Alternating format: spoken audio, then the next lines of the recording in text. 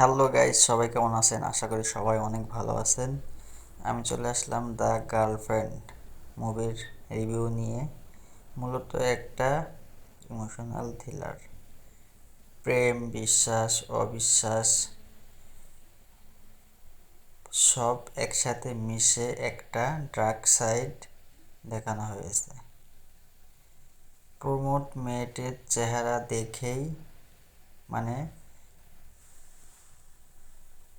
বোঝা যায় যে সে অনেক বড় মানসিক আঘাতের মধ্যে আছে।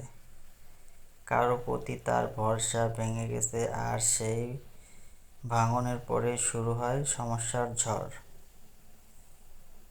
রাশ্মিকা মান্দানার চোখে খুব গভীর ভয় আর লজ্জা মিশ্রিত এক ধরনের কনফিউশন।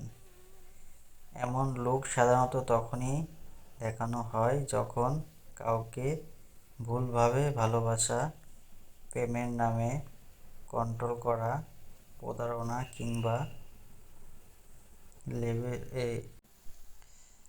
এসবের মাধ্যমে চরিত্রটা মানসিকভাবে ভেঙে পড়ে। প্রোমো শেষে বোঝা যায় এই গল্পের শুধু প্রেম নয়, একটা রহস্য লুকানো আছে। কি হয়েছে, কেন হয়েছে, কে ভুল, এই প্রশ্নগুলোই পুরো মুভিটাকে টেনে নিয়ে যাবে। মুভিটা আমি দেখে আস মুভিটা আমি দেখে আসছি। আপনাদের আমার রিকোয়েস্ট থাকবে আপনারা দেখবেন, মুভিটা ভালো লাগবে। কারণ অনেকেই অনেক সময় অনেক কিছু নিয়ে মন খারাপ হয়ে থাকেন, কিন্তু মুভিটা দেখলে আপনি বুঝতে পারবেন।